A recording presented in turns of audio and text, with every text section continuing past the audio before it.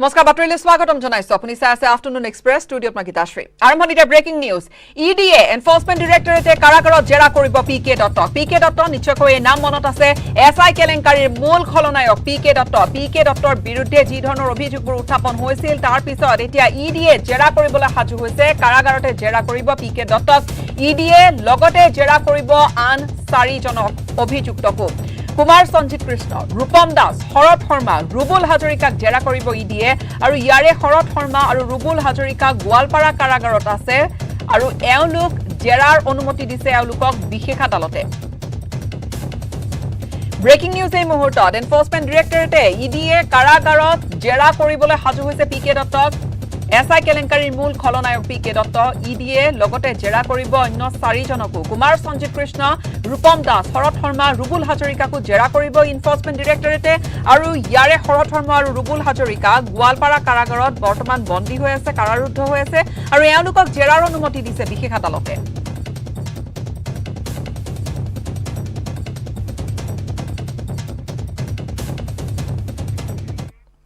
পৰৱৰ্তী খবৰ আনেক ব্ৰেকিং নিউজ ৰাজ্যসভাৰ নিৰ্বাচনৰ বাবে প্ৰস্তুতি আৰম্ভ হৈছে অসমৰ খালী হৈ পৰা আসনৰ বাবে আৰম্ভ হৈছে প্ৰস্তুতি প্ৰক্ৰিয়া ছেপ্টেম্বৰৰ ভিতৰত অনুষ্ঠিত হ'ব ৰাজ্যসভাৰ নিৰ্বাচন কেবিনেট মন্ত্ৰী সৰ্বানন্দ সোণোৱালৰ নাম প্ৰক্ষেপৰ আছে পূৰ্ণ সম্ভাৱনা পুনৰ এবাৰ জনাইছো ৰাজ্যসভা নিৰ্বাচনৰ বাবে এতিয়া যুঁজা চলাইছে ৰাজ্যসভা নিৰ্বাচনৰ বাবে প্ৰস্তুতি আৰম্ভ হৈছে অসমৰ খালী হৈ থকা আসনৰ বাবে আৰম্ভ হৈছে প্ৰস্তুতি পৰ্ব ছেপ্টেম্বৰৰ ভিতৰত অনুষ্ঠিত হ'ব ৰাজ্যসভাৰ নিৰ্বাচন আৰু কেবিনেট মন্ত্ৰী সৰ্বানন্দ সোণোৱালৰ নাম প্ৰক্ষেপৰ আছে সম্ভাৱনা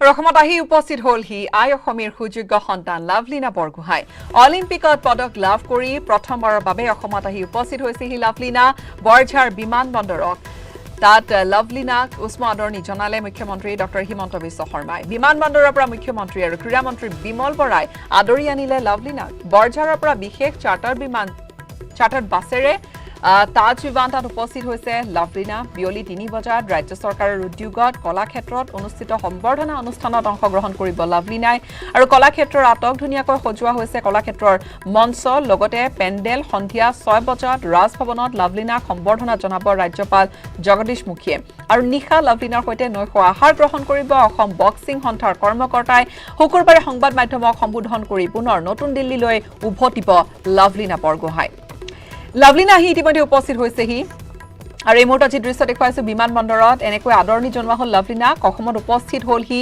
আই অসমীৰ সুযোগ্য সন্তান লাভলীনা বৰগোহাঁই বিশ্বজিনী জগতজিনী অলিম্পিক পদক জয় কৰি প্ৰথমবাৰৰ বাবে অসমত আহি উপস্থিত হৈছেহি অলিম্পিক পদক জয়ৰ পিছত লাভলীনা আৰু লাভলীনা উপস্থিত হোৱাৰ লগে লগে তেওঁক উষ্ম আদৰণি জনোৱা হৈছে বৰঝাৰ বিমান বন্দৰত লাভলীনাক আদৰণি জনাবলৈ উপস্থিত থাকিল নিজে মুখ্যমন্ত্ৰী ডক্টৰ হিমন্ত বিশ্ব শৰ্মা মুখ্যমন্ত্ৰীৰ লগতে বিমান বন্দৰৰ পৰা ক্ৰীড়া মন্ত্ৰী বিমল বৰাইও আদৰি আনিলে লাভলীনা বৰগোহাঁইক বৰঝাৰৰ পৰা বিশেষ চাৰ্টাৰ বাছেৰে তাজ বিমানতাত আহি উপস্থিত হৈছেহি লাভলীনা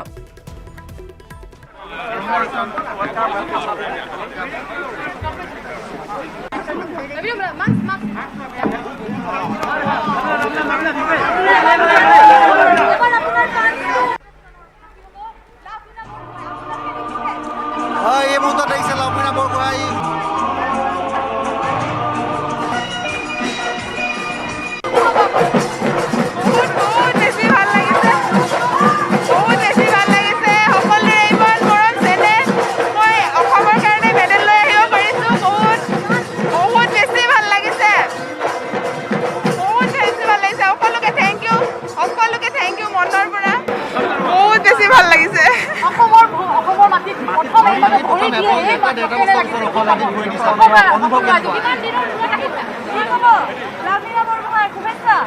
Thank you. এক বছৰে হ'ব হ'ল আহি আজি পাইছোহি আৰু অসমৰ সকলোৱে মোক ৱেলকাম কৰিবৰ কাৰণে এনেদৰে আহিছে মোৰ বহুত বেছি ভাল লাগিছে মোৰ আৰু শব্দ নাই কেনেদৰে কম অসমবাসীক মনৰ পৰা থেংক ইউ কৈছোঁ দুখী যে মই গ'ল্ড মেডেল লৈ আহিব নোৱাৰিলোঁ। মই আবেগিক হৈ পৰিছে আপুনি কৰ্মকন্যা লাভলীনা, আপুনি আমাৰ বাবে কোন? থেংক ইউ, সকলোকে থেংক ইউ মনৰ পৰা। গৌৰৱটো বেছি আহিছে আপুনি। আপুনি আমাৰ কাৰণে অলিম্পিক লিডাৰ হয়, চেম্পিয়ন অলৰেডি হয় আপুনি। প্ৰথম গৰাকী আপুনি অসমীয়া জীয়ৰী, প্ৰথমবাৰ কৰি আপুনি অলিম্পিকছত মই আপোনালোকে সকলোৰে আশীৰ্বাদতে, গোটেই অসমবাসীৰ আশীৰ্বাদতে মই আজি মেডেল ল'বলৈ সক্ষম হ'লোঁ। কিন্তু মই দুখী যে মই গ'ল্ড মেডেল লৈ আহিব নোৱাৰিলোঁ। মই আগন্তুক সময়ত যাতে চেষ্টা কৰিম।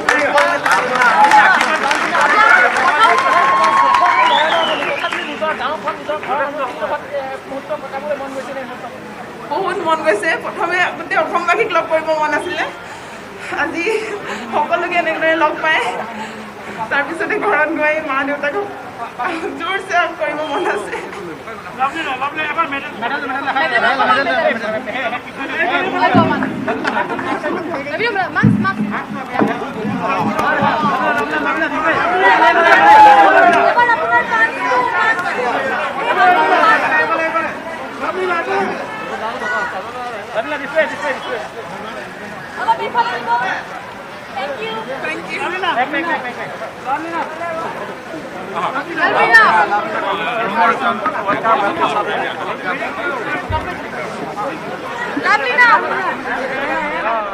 আবেগিক হৈ পৰা সেয়া লাভলীনা উষ্প আদৰণি জনোৱা হৈছে লাভলীনা বৰগোহাঁইক অসমত আহি উপস্থিত হোৱাৰ লগে লগে। পৰৱৰ্তী খবৰলৈ আগবাঢ়িম।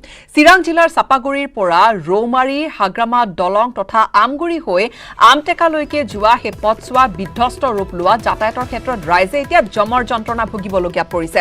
পথটোৰ মাজত বৃহৎ বৃহৎ গাঁতৰ সৃষ্টি হৈছে আৰু সকলো প্ৰকাৰৰ যান বাহন চলাচল কৰাত এতিয়া ব্যাপক অসুবিধাৰ সৃষ্টি হৈছে। লগতে জহি খহি যোৱা এই বিধ্বস্ত পথছোৱাৰ বাবে বহু লোক দুৰ্ঘটনাত পতিত হ'বলগীয়াও হৈছে।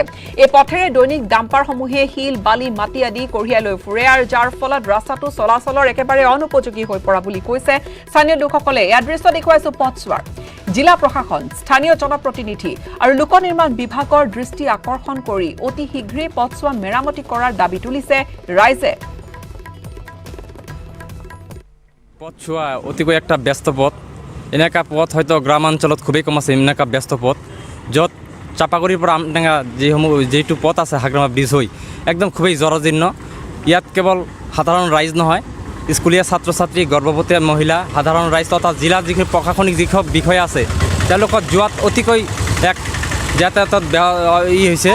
এই বিষয়ত প্ৰশাসনে কোনো ব্যৱস্থা গ্ৰহণ কৰা নাই। ইতিমধ্যে BTC কাউন্সিল নিৰ্বাচন হৈ গ'ল, চৰকাৰ গঠন হ'ল, পৰিষদীয় চৰকাৰখনে এই বিষয়ত অতি নিমাত হৈ থকা দেখা গৈছে। আমি আহ্বান জানাইছোঁ যাতে অতি সোনকালে এই পথছোৱা নিৰ্মাণ কৰি এক যাতায়াতৰ সুবিধা কৰি দিয়ে। কোভিড-19 পৰা ৰক্ষা পাবলৈ টিকা লোৱাটো অত্যন্তই জৰুৰী আৰু সকলো মানুহক টিকা ল'বলৈ সন্মত কৰাটো অত্যন্ত কঠিন।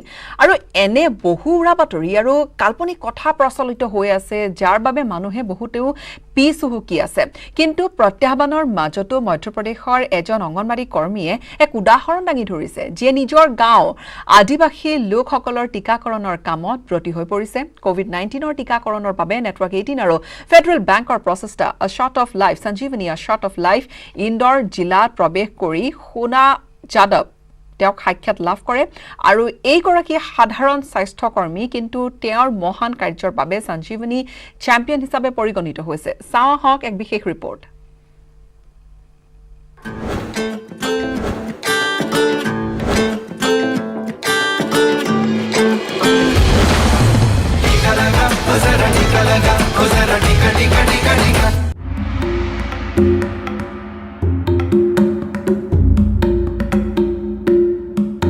এয়া হল সোনা যাদৱ, ইন্দোৰ জিলাৰ ৰাজপুৰা গাঁৱৰ অংগনবাড়ী কাৰ্যকৰ্তা। সোনাৰ মতে যেতিয়াই মহামাৰীয়ে প্ৰাদুৰ্ভাৱ চলাইছে ইয়াৰ লোকসকল যথেষ্ট আতংকিত হৈ আছিল। भाग क्यों जाते थे लेकिन? डर लगता था उनको कि कोरोना निकाल देंगे तो हमको हॉस्पिटल में भर्ती कर देंगे और वहाँ से हमारी डेड बॉडी आएगी कि नहीं आएगी, वहीं मर जाएंगे। उनको ऐसा भ्रम था। আৰু আজিও সেই ভয় আশংকা মানুহৰ মন মগজুত সোমাই আছে। क्या क्या वजह क्या आप लगाना नहीं चाहते?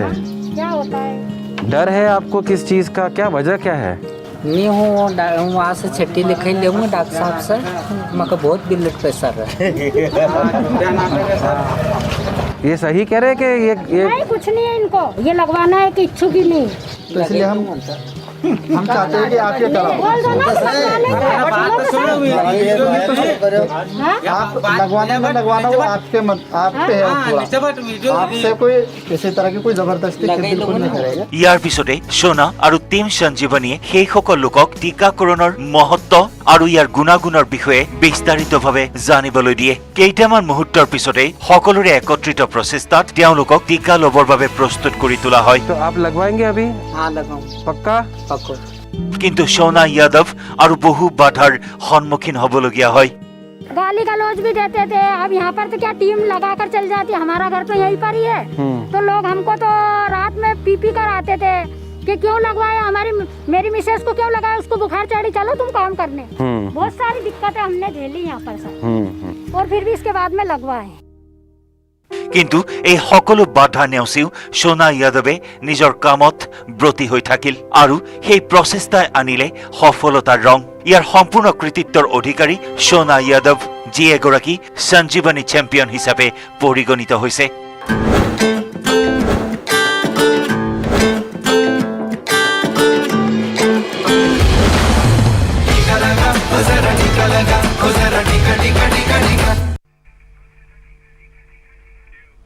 সময়ত আছম বাণিজ্যিক বিৰতিৰ।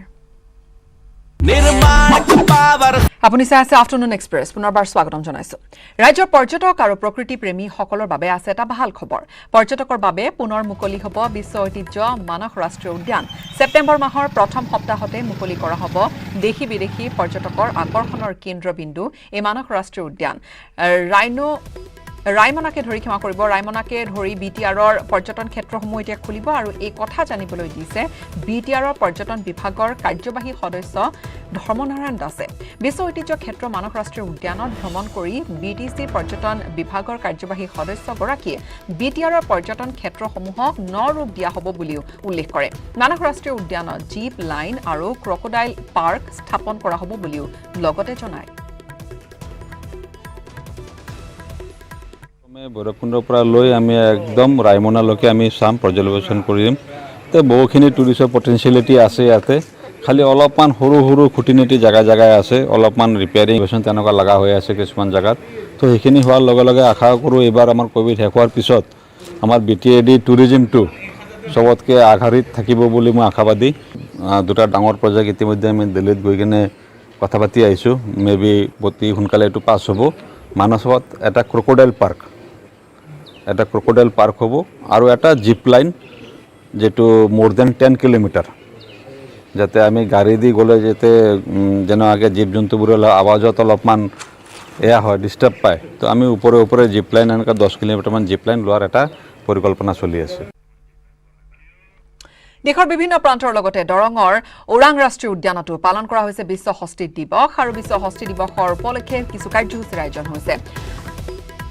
উদ্যানখনত এই মুহূৰ্তত আমি দৃশ্য দেখুৱাইছোঁ। উদ্যানখনত থকা হস্তী প্ৰশিক্ষণ শিবিৰৰ হাতীসমূহক আজিৰ এই হস্তী দিৱসৰ দিনটোত পৰ্যটকসকলে নিচে কাষৰ পৰা উপভোগ কৰে। পৰ্যটকক উদ্যানখনৰ প্ৰাকৃতিক সম্ভাৰ তথা পৃথিৱীৰ বিখ্যাত এশিঙীয়া গড়ৰ লগতে বন্য হস্তী দেশী বিদেশী পৰ্যটকে হাতীৰ পিঠিত উঠি চাব পৰাকৈ প্ৰশিক্ষণ দিয়া প্ৰশিক্ষকক আজিৰ বিশ্ব হস্তী দিৱসৰ দিনা সম্বৰ্ধনাও জনোৱা হয়। উদ্যানখনৰ বিভাগৰ সৰু ডাঙৰ 40টাকৈ হাতী থকাৰ উপৰিও 16টা দুটা ভাগত বনৰীয়া হাতীয়ে বিচৰণ কৰি আছে বুলিও বিভাগীয় কৰ্তৃপক্ষই জানিবলৈ দিছে। এইপিনে বন্যপ্ৰাণীক জীয়াই ৰখাত মূল ভূমিকা লোৱা বনৰক্ষীসকলক প্ৰশংসাৰে উপচাই পেলালে প্ৰকৃতিপ্ৰেমী ৰাইজে। এই হস্তী দিৱসৰ লগত সংগতি ৰাখি আমি আজি ওৰাং ৰাষ্ট্ৰীয় উদ্যান তথা ব্যাঘ্ৰ প্ৰকল্পই হস্তী দিৱস উদযাপন কৰিলোঁ। এই উদযাপনৰ এটা অংশ হিচাপে আমি এই বৰ্ষতে আমাৰ হাতী দুটা, আমাৰ পোহনীয়া হাতী পোৱালীক আমি ট্ৰেইনিং দিলোঁ। এই দুটা হাতী যিকেইজন মাওঁতে ট্ৰেইনিং দিছিলে তেওঁলোকক আমি সম্বৰ্ধনা জনালোঁ। আৰু আমাৰ ওৰাং ৰাষ্ট্ৰীয় উদ্যানত আমাৰ ডিপাৰ্টমেণ্টৰ নিজৰ হাতী আছে আমাৰ 40টা, পোৱালী আৰু মাৰ আৰু এডাল মিলাই। আৰু জংঘলী হাতী আছে আমাৰ, জংঘলী মানে ঠিক দুটা পাৰ্টত আছে, টোটেল 16টা। এটা ফেকশ্যনত আপোনাৰ আচলতে বনঘৰচীয়া সিহঁতে। তাত আছে আমাৰ 10টামান আছে আৰু বাকী 6টা সম্পূৰ্ণ জংঘলী। এইকেইটা আমাৰ জংঘলতে বিচৰণ কৰি থাকে গোটেইখিনি হাতী 16টা হাতী আৰু আমাৰ ডিপাৰ্টমেণ্টৰ নিজৰ ব্যৱহাৰৰ কাৰণে 40টা আছে পোৱালি আৰু মানে বয়সস্থ মিলাই পেলাই। যোৰহাটৰ পিতৃ মাতৃহীন কণমানি শিশুকেইটিৰ হৃদয় বিদাৰক কাহিনী নিউজ 18 অসম নৰ্থ ইষ্টত সম্প্ৰচাৰিত হোৱাৰ পিছতে শিশুকেইটিক সহায় কৰিবলৈ আগবাঢ়ি আহিছে বহু সহৃদয়বান লোক। শিশুকেইটিলৈ আগবঢ়াইছে বহুখিনি সহায়। বৰ্তমান সলনি হৈ পৰিছে পাপুলিহঁতৰ ঘৰৰ পৰিৱেশো। প্ৰাক্তন মন্ত্ৰী প্ৰমীলা ৰাণী ব্ৰহ্মৰ পৰা আৰম্ভ কৰি যোৰহাটৰ মাৰোৱাৰী সমাজৰ একাংশ ব্যৱসায়ীলৈকে বহুকেইগৰাকী হৃদয়বান লোকে শিশুকেইটিৰ দায়িত্ব ল'ব বিচাৰিছে।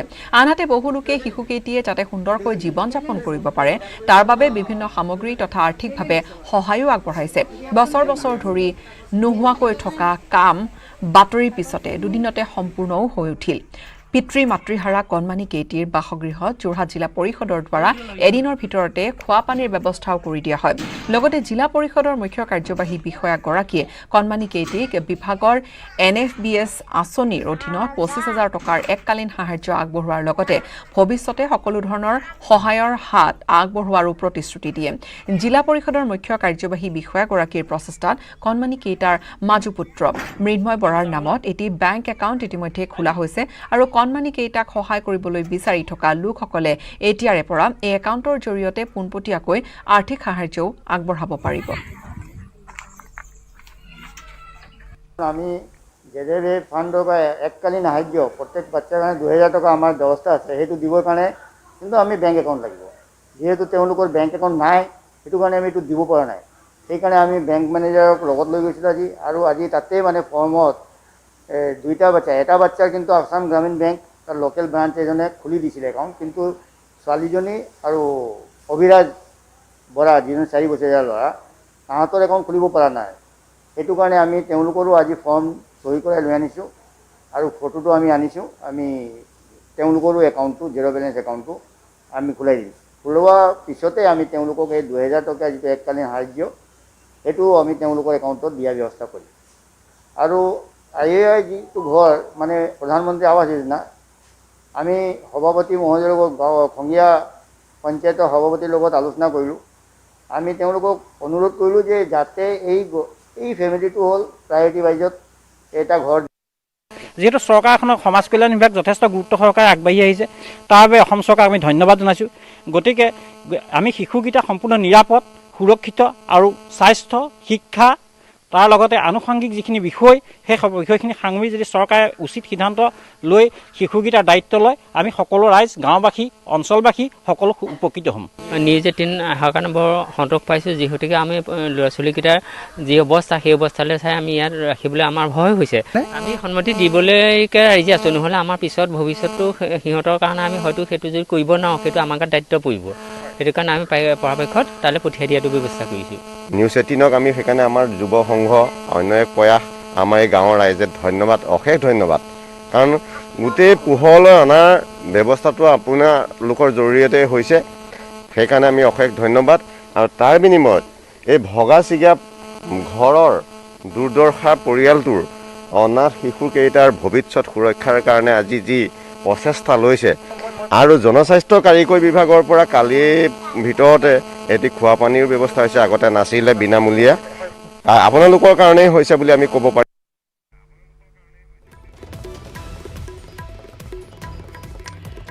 এই সন্দৰ্ভত এক প্ৰতিবেদন আগবঢ়াম আমাৰ যোৰহাটৰ সাংবাদিক গৌতম বৰাৰ। যোৰহাটৰ পিতৃ মাতৃহাৰা কণমানিকেইটাৰ বাতৰি নিউজ 18 অসম নৰ্থ ইষ্টত সম্প্ৰচাৰ হোৱাৰ পিছৰে পৰা অভূতপূৰ্ব সঁহাৰি আহিছে বহু হৃদয়বান লোকৰ পৰা অসমৰ বিভিন্ন প্ৰান্তৰ। বহুজনে এই কণমানিকেইটাক দায়িত্ব ল'বলৈ আগ্ৰহ প্ৰকাশ কৰিছে। ঠিক সেইদৰে বহুকেইটা চৰকাৰী বিভাগৰ বিষয়াসকল ইয়ালৈ আহিছে আৰু তেওঁলোকেও অতি তৎপৰতাৰে কণমানিকেইটাক যি চৰকাৰী আঁচনি আছে, সা সুবিধা আছে সেয়া প্ৰদানৰ জৰিয়তে সহায় কৰিবলৈ ইচ্ছা প্ৰকাশ কৰিছে। বহু হৃদয়বান লোকে কিছু সামগ্ৰী ইয়াতে দিছেহি। আমি দেখুৱাইছোঁ যে নতুন বিচনা, তোচকৰ পৰা আৰম্ভ কৰি এই টেবুল, চকী, ঠিক সেইদৰে আৰু বহু সামগ্ৰী আমি দেখুৱাইছোঁ।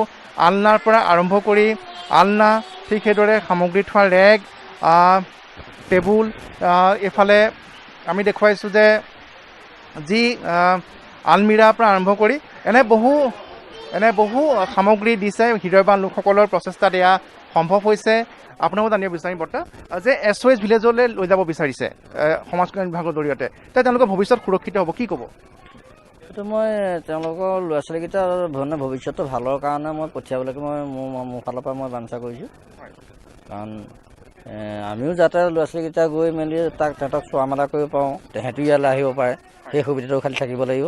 ধন্যবাদ জনাইছোঁ। আৰু যি একাংশ সচেতন যুৱক আছিলে, যি এটা NGO আছিলে, তেওঁলোকে বহুখিনি সহায় কৰিছে এই কণমানিকেইটাৰ বাবে। মই তেওঁলোকৰ পৰা জানিবলৈ চেষ্টা কৰিম। কি ক'ব অৱশেষত আপোনালোকে যিটো আশা কৰিছিলে যে কণমানিকেইটাৰ সুৰক্ষিত ভৱিষ্যত, সেয়া বৰ্তমান বাস্তৱত ৰূপায়িত হোৱাৰ দিশে আগবাঢ়িছে? প্ৰথমতে আমি আপোনালোককে ধন্যবাদ জনাব লাগিব। নিউজ 18 বাতৰি সম্প্ৰচাৰ হোৱাৰ পাছতে তেওঁলোকৰ মানে যিটো অৱস্থাটো পৰিৱৰ্তন হৈ গৈছে। দৰাচলতে এয়া আমাৰ দায়িত্ব হয়, নিউজ 18 এনেধৰণৰ বহু বাতৰি সম্প্ৰচাৰ কৰি থাকে, কিন্তু মূল কথাটো হৈছে যে স্থানীয় যিসকল যুৱক আছে তেওঁলোকৰ সচেতনতাৰ ফলতহে বৰ্তমান এই কণমানিকেইটা বৰ্তমান এক নতুন জীৱন পাবলৈ আৰম্ভ কৰিছে। কিয়নো আমি ব্যস্ত থাকোঁ, আমি আজি এইটো বাতৰি কৰিলোঁ, কাইলৈ বেলেগ এটা বাতৰি থাকিব, মোৰ বেলেগ এছাইনমেণ্ট আহিব, হয়তো মই বেলেগ কামত ব্যস্ত হৈ থাকিব লাগিব, কিন্তু আপোনালোকৰ যি সহায় সহযোগিতা সেয়াহে অতি গুৰুত্বপূৰ্ণ। ইয়াৰ পাছতে আপোনালোকৰ বাতৰি সম্প্ৰচাৰ হ'ব যে আমাৰ যোৰহাট জিলা পৰিষদৰ CEO ছাৰ, ADPPM গৌৰৱ বৰা আহিছে আৰু আমাৰ ব্লকৰ BDO ছাৰ আহিছিলে। তেখেতলোকে সেয়া আমি সেই ঘৰখনৰ পৰা সেই পৰিৱেশ দেখুৱালোঁ আজিৰ পৰিৱেশ। আৰু ইয়াৰে সৈতে সময় হ'ল এতিয়া বাতৰিৰ পৰা বিদায় লোৱাৰ। ধন্যবাদ।